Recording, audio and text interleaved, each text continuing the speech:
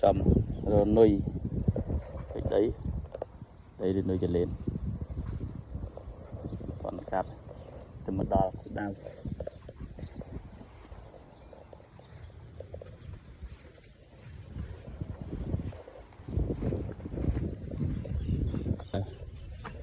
tăng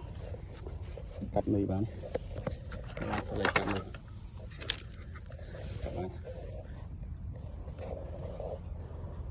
đào hai mưa to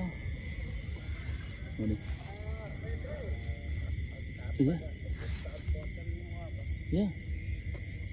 nhìn đây ô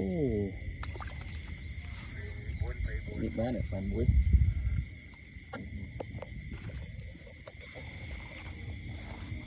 đi cho mình chân ya nanti lah semua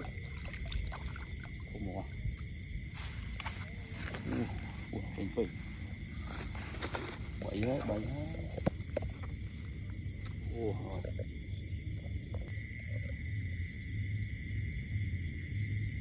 ini motif kan ini một tiếng nữa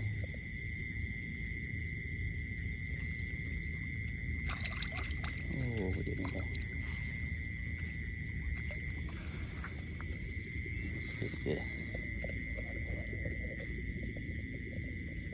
có tập hoi mà bạn buồn cái bà này đấy, đẹp quá, kèm có bà này, kèm có bà này.